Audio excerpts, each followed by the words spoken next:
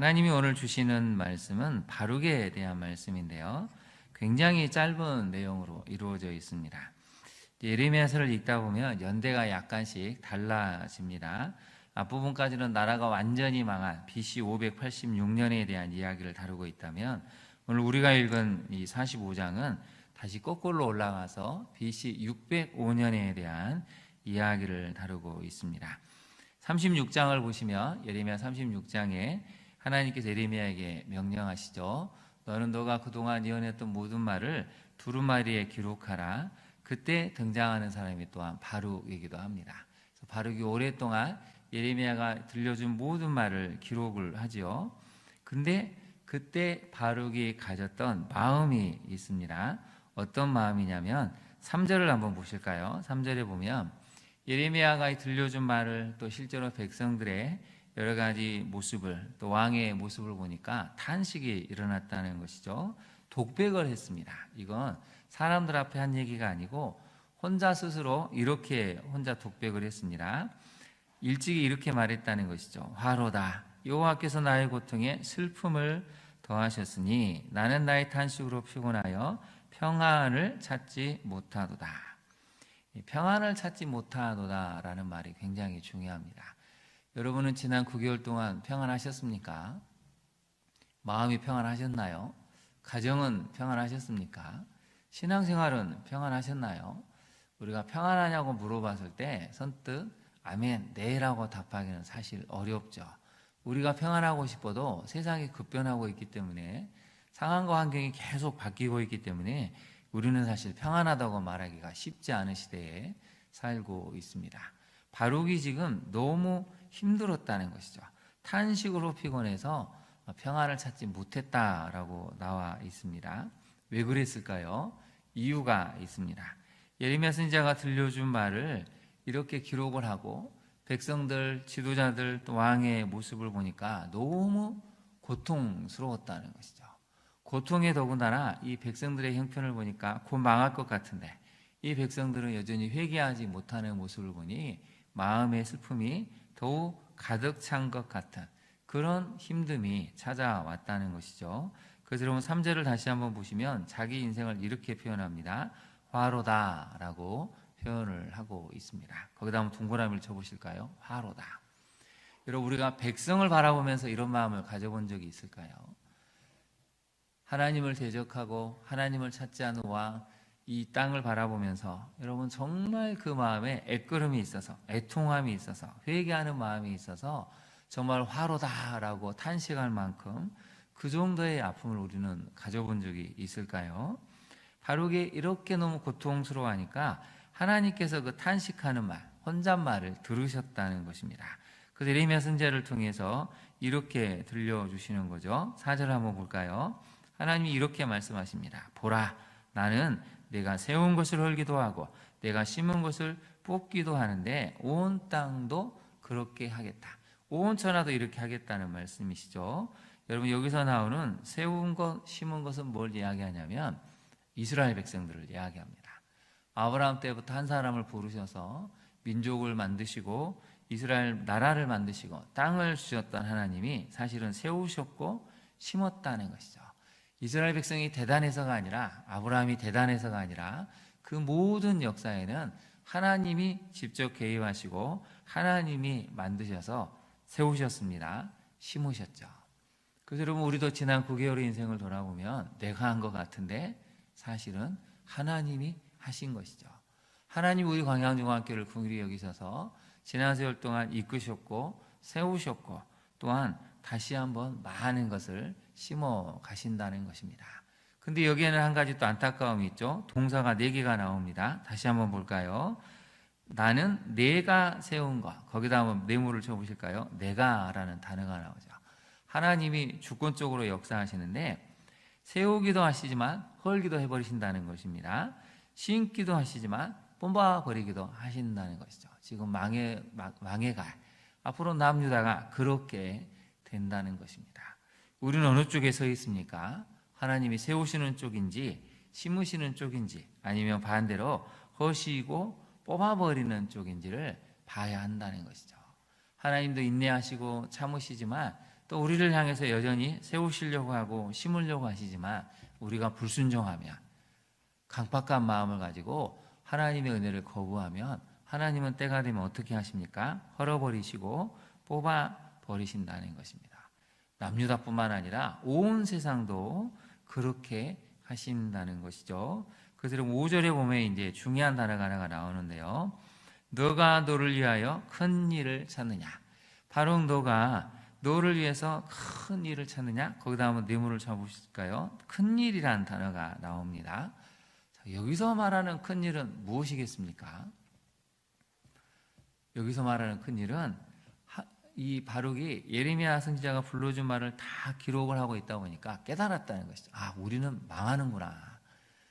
이렇게 하나님이 심판을 말씀하시는데도 회개하지 않으면 이제 우리는 망할 수밖에 없구나. 그럼 어떻게 하면 안 망하지? 그래서 바룩 스스로가 방법을 찾으려고 애를 썼다는 것이죠. 어떻게 하면 이 남유다 민족이 백성이 망하지 않고 돌이킬 수 있을까? 혼자 스스로 고민하고 방법을 찾아보고 애를 썼는데 그것이 하나님 보시기에는 큰 일이었다는 것이죠. 근데 하나님이 이렇게 말씀하십니다. 그것을 내려놓으라고. 5절을 다시 한번 볼까요? 내가 너를 위하여 큰 일을 찾느냐? 그것을 찾지 말라고 말씀을 하십니다. 이게 여러분 신앙생활에서 어려운 것입니다. 이미 하나님은 결론을 내리셨습니다. 망하게 된다고, 망하게 할 거라고 말씀을 하셨는데 바룩의 입장에서는 그래도 하나님 안 된다고, 이건 이미 그렇게 하시면 결정하셨을지라도 안 된다라고 본인이 나서서 뭔가를 한다는 것이죠. 그럼 여기 큰 일에다가 한번 메모를 해보실까요? 이건 뭘 얘기하는 거냐면 하나님의 절대 주권에 대한 순종입니다.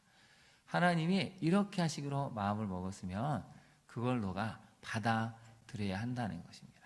그건 이제 너의 영역은 아니라는 것이죠.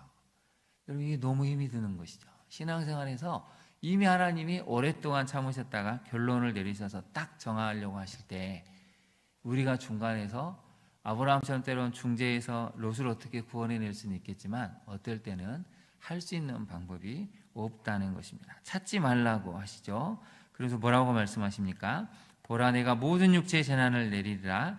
그러나 마지막 구절을 보면 너가 가는 모든 곳에서는 내가 너에게 내 생명을 노량물 주듯 하리라. 여기서 말하는 노량물 주듯 하리라는 것은 관용어기도 한데요. 전쟁에 나갔던 군인들이 돌아오면 어떤 것을 얻었냐 했을 때 자신에 대해서 이야기합니다. 마치 내 스스로가 전리품처럼 여기서 나왔던 모든 그런 전리품과 같이 노량물과 같이 나 한 사람을 겨우 얻어서 왔다. 내 생명을 전량물, 전리품으로 얻어왔다고 살아 돌아왔다라는 표현을 이렇게 쓰고 있습니다. 무슨 말씀을 하시는 걸까요?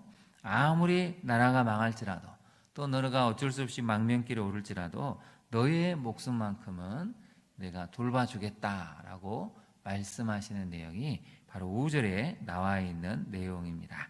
이제 한번 메시지를 살펴볼까요? 첫 번째 메시지인데요. 긴 시간 동안 이 공동체를 위해 간구하며 끝까지 곁에 있어주는 동역자가 필요합니다. 여러분, 바룩이 이때로부터 몇 년 동안 같이 있었습니까? 그 전에도 있었지만 BC 605년부터 나라가 망하는 BC 586년, 약 20년 동안을 예레미야 선지자 곁에 있었습니다. 고난을 당할 때도, 박해를 받을 때도, 사람들의 조롱과 무시를 당할 때도 늘 바룩은 예레미야 곁에 있었다는 것이죠. 여러분, 행복할 때, 즐거울 때, 형통할 때, 응답받을 때 곁에 있었으면 좋습니다. 근데 그 사람이 끊임없이 배척을 당하고 고향 사람들에게까지 배척을 당하고 이 사람은 죽어 마땅하다고 하는 사람 곁에 우리는 있을 수 있을까요? 모든 재앙과 재난이 이 사람에게 닥치는 것 같은데 우리는 그 사람 곁에 있어줄 수 있을까요? 바룩이 바로 그런 역할을 했다는 것입니다. 아무리 힘들고 어려워도 그래도 바룩은 예레미야 곁을 지켜줬죠. 그래서 그럼 1절을 다시 한번 볼까요? 1절 마지막에 이렇게 나오지 않습니까? 그때의 선지자 예레미야가 그에게 말했다고 나오죠. 너무 슬퍼하는, 너무 탄식하는, 그래도 민족을 위해서 뭔가 해보려고, 큰 일을 해보려고 발버둥치는 이 바룩에게 예레미야가 하나님의 마음을 담아서 들려줬다는 것이죠. 여러분, 신앙생활을 오래 할수록 우리 곁에는 동역자가 있어야 됩니다. 친구 같은 동역자가 있어야 한다는 것이죠.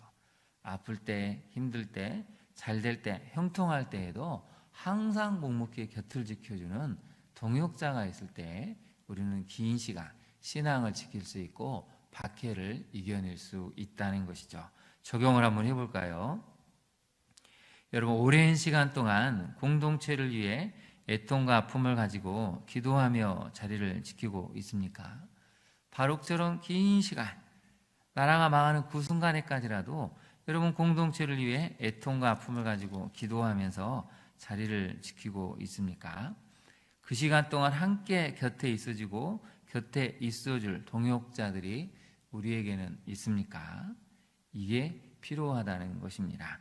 여러분 43장을 한번 가볼까요? 43장에 가보시면 우리가 주일에도 살펴봤지만 이제 나라가 망하고 어디로 가야 될지 방황하는 사람들이 기도해 달라고 하죠. 10일 만에 예레미야 선지자가 애굽으로 가지 말고 유다 땅에 남아있으라고 하니까 모든 사람들이 너 거짓을 말하는구나 하면서 너가 이렇게 말하는 건 43장 3절에 이는 네리야의 아들 바룩이 너를 부추겨 우리를 대적해서 갈대아 사람의 손에 넘겨 죽이고 바벨론으로 붙잡아가게 하려다고 아주 단단히 오해를 하고 있었습니다. 여기에 등장한 사람이 바룩이죠. 이때까지도 바룩은 예레미야 곁을 지켰던 것을 알 수가 있습니다. 여러분, 공동체라는 것은 어렵고 힘들 때, 잘 나갈 때, 형통할 때에도 늘 곁에 같이 있어주는, 마음을 지켜주고 하나님의 뜻을 분별해주는 그런 동역자 같은 사람이 있을 때 신앙생활을 흔들리지 않게 할 수 있습니다.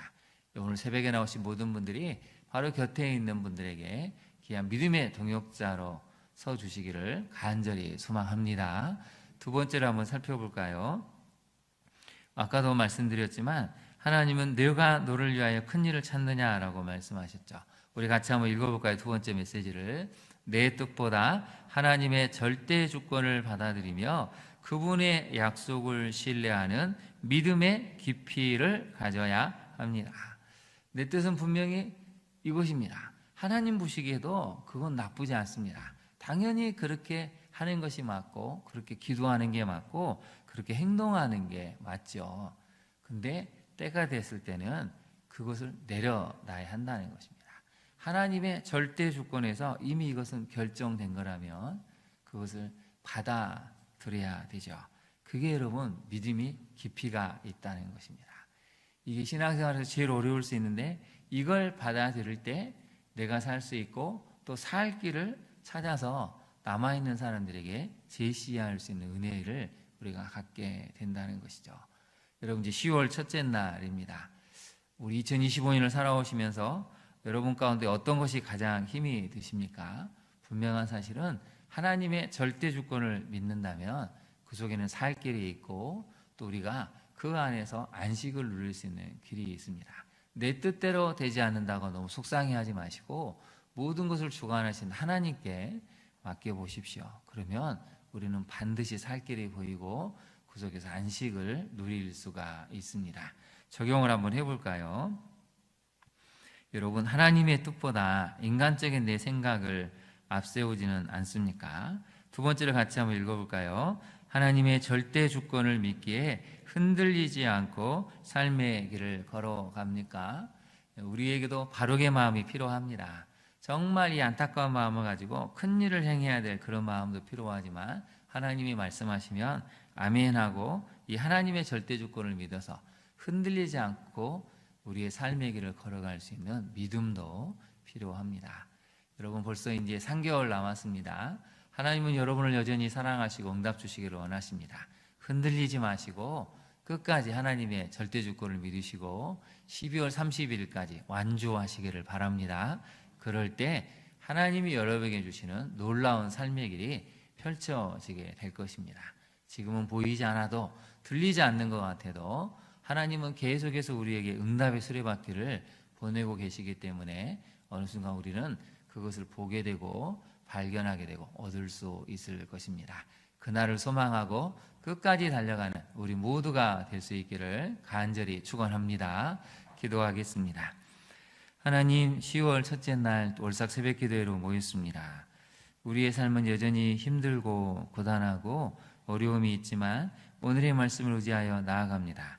하나님의 절대 주권을 믿고 그 속에서 하나님의 뜻을 발견하고 살 길을, 또 안식의 길을 구하고자 힘쓰고 있으는 우리 모두를 기억하여 주옵소서.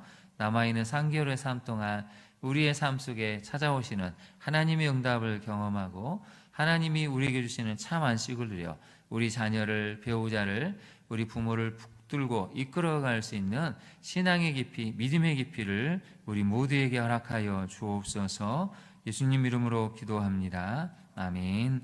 하늘에 계신 우리 아버지, 아버지의 이름을 거룩하게 하시며 아버지의 나라가 오게 하시며 아버지의 뜻이 하늘에서와 같이 땅에서도 이루어지게 하소서.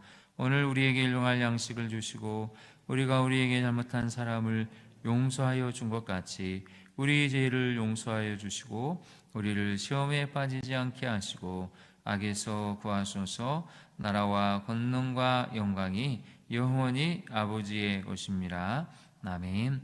함께 기도하겠습니다. 오늘 주신 말씀을 생각하고 그래도 하나님 앞에서 우리는 바룩처럼 나라와 민족을 위해서 기도해야 됩니다. 이 땅 대한민국이 다시 한번 이 마지막 때에 깨어 기도하며 하나님의 구원을 얻는 믿음의 나라가 될 수 있도록 대통령과 지도자들, 또 이 땅의 백성들과 한국교회 성도들을 위해서 기도해 주시기를 바랍니다. 내가 신앙생활할 때 누군가에게, 옆에 있는 성도들에게는 참으로 친구 같은 동역자가 되어줄 수 있도록, 그래서 서로를 위해 기도하며 붙들어줄 수 있는 그런 아름다운 공동체를 만들어 우리 교회가 될 수 있도록 기도해 주시기를 바랍니다. 여러분의 뜻대로 되지 않아서 낙심한 부분이 있습니까? 하나님의 절대 주권을 믿으십시오. 그러면 그 안에 살 길이 있고 또 참 평안의 쉼이 있는 길이 있습니다. 하나님의 절대 주권을 믿고 하나님 나아가고자 하니 우리의 인생을, 우리 자녀 인생을 붙들어 달라고 기도하기를 바랍니다. 또 남은 3개월의 삶 잘 마무리할 수 있도록 길을 열어달라고, 또 우리 아픈 병중에 있는 성도들 속히 쾌차되어서 일상의 삶을 살 수 있게 해달라고, 우리 주님의 이름을 세 번 부른 다음에 기도하도록 하겠습니다. 주여, 주여, 주여.